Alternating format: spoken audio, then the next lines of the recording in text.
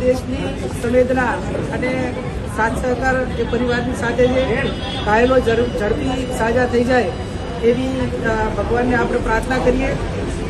આતંકી હુમલા અનેક વાર થયા છે આ દેશના ઉપર, અલગ અલગ રાજ્યોમાં અલગ અલગ એની સીમાઓ ઉપર.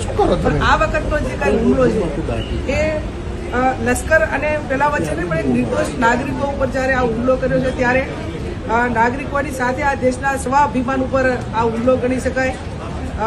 સરકાર એની સામે કડકમાં કડક કાર્યવાહી કરે અને હું તો એવી અપેક્ષા રાખું કે જે રીતે ઇન્દિરાજીએ એક કડક નિર્ણય લઈને પાકિસ્તાનને પાઠ ભણાવ્યો હતો એવો ને એવો પાઠ ભણાવે આ સરકાર. અને વિપક્ષ હોય કે તમામ જ્યારે દેશની વાત હોય ત્યારે સમગ્ર દેશના નાગરિકો હોય, આમ જનતા હોય, જે કાંઈ દેશના તમામ પાંખના જે વડાઓ હોય એમની સાથે દેશના તમામ લોકો છે. અને આવી કડક કાર્યવાહી હું માનું ત્યાં સુધી કરવી જોઈએ.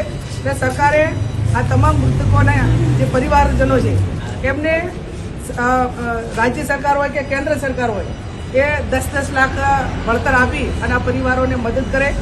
આ એક મેં કહ્યું એ પ્રમાણે આ દેશના સ્વાભિમાન ઉપર જ્યારે આ હુમલો હોય ત્યારે એને કડક હાથે જ્યાં સુધી પગલાં લેવામાં નહીં આવે ત્યાં સુધી કંઈક ને કંઈક રીતે.